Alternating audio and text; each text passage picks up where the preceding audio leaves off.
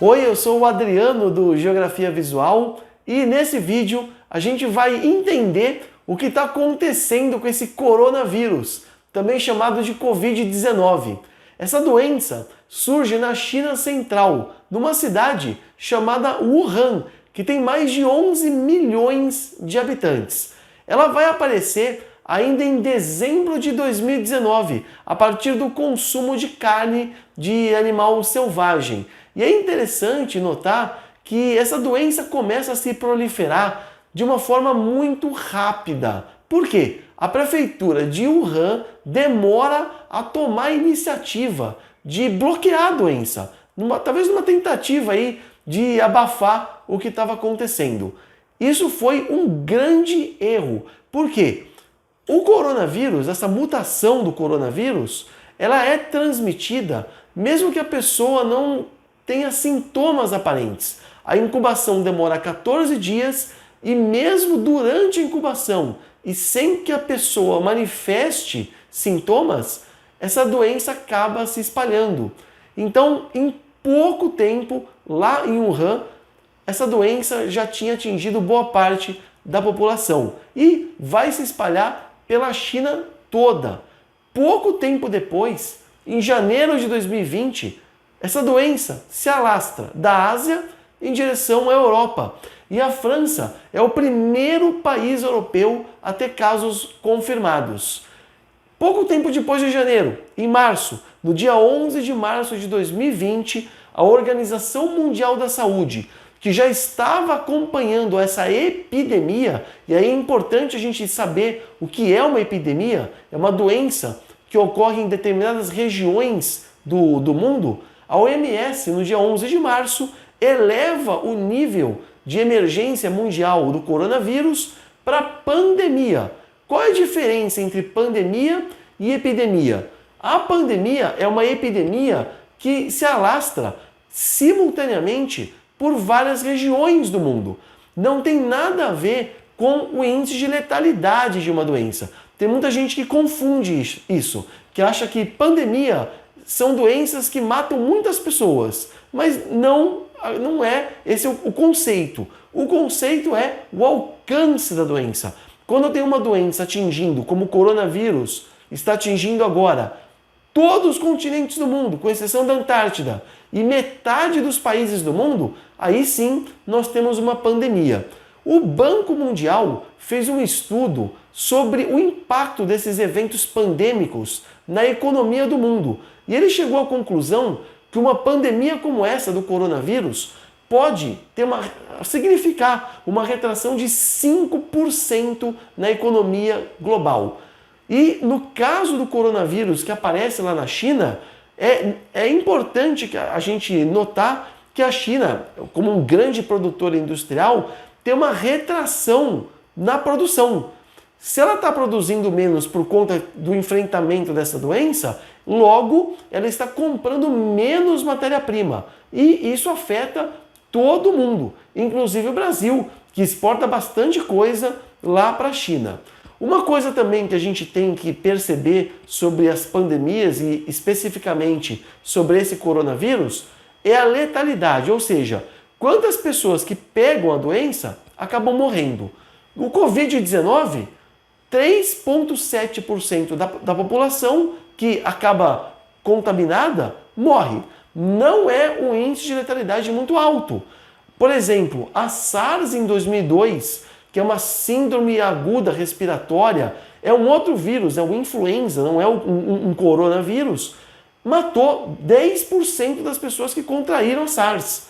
A MERS, que acontece em 2012, no Oriente Médio, matou 35% das pessoas que adquiriram essa doença. A febre amarela, que é uma doença epidêmica no Brasil, tem 26% de letalidade. A dengue, 3,8%. Para vocês compararem a letalidade aqui do coronavírus com uma gripe comum que a gente está acostumado, a gripe comum é 0,2% de letalidade. Então, a Covid não tem uma letalidade tão alta. O grande problema do coronavírus novo é a facilidade do contágio. Como eu disse, mesmo a pessoa sem manifestar sintomas, durante a incubação pode transmitir a doença. Isso tem significado um desafio para os sistemas de saúde de vários países. A gente tem também um outro dado sobre a letalidade em alguns países do mundo. Na China, a letalidade foi de 3,8%. Já na Coreia do Sul, a gente teve uma letalidade muito baixa, de 0,8%. E por que isso aconteceu? Porque a maneira que a Coreia do Sul lidou com o problema foi bem diferente da China. Como eu disse, a China demorou a agir, no sentido de abafar aí, uma tentativa de abafar a doença, que a população não soubesse o que estava acontecendo. Já a Coreia do Sul começou a fazer testagem muito rápida das pessoas contaminadas, cancelou aulas, evitou aglomerações. Isso fez com que o índice de letalidade fosse mais baixo. Já na Itália, a gente tem um índice muito alto, de 6,7%. O Irã com 4,2%.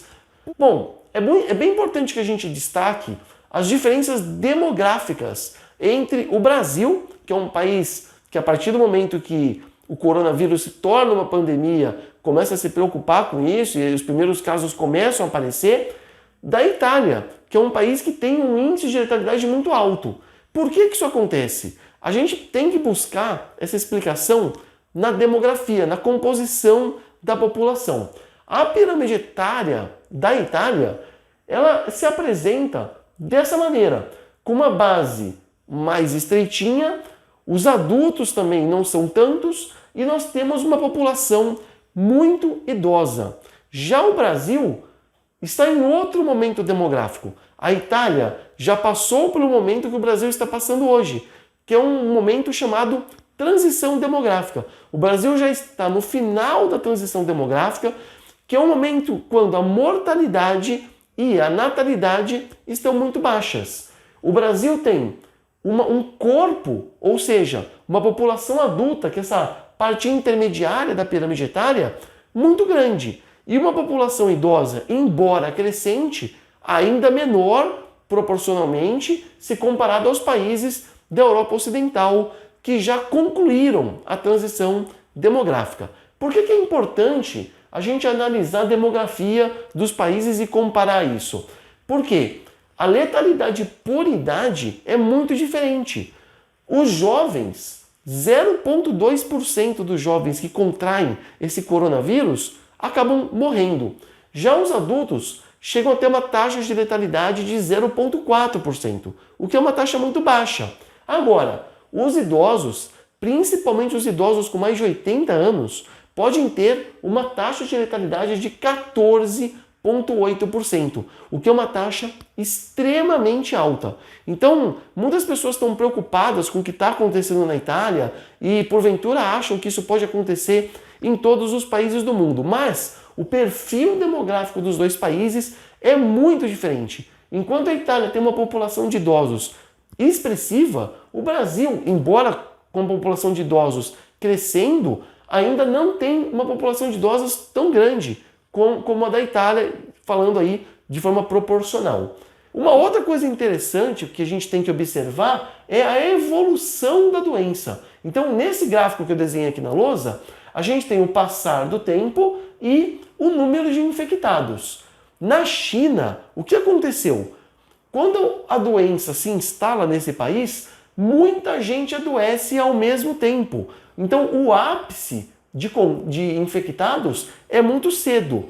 Esse pontilhado significa o número de leitos que o país tem para oferecer para os doentes. Então, se a gente tem uma população adoecendo numa velocidade muito rápida, com o ápice acontecendo de forma muito rápida, muito cedo, o que vai acontecer? Não vai ter leito para todo mundo. Foi o que aconteceu na China, é o que está acontecendo na Itália. No caso da Coreia do Sul, as medidas rápidas de vigilância, de controle da doença, fez com que a curva seja mais suave. O ápice vai acontecer mais tarde.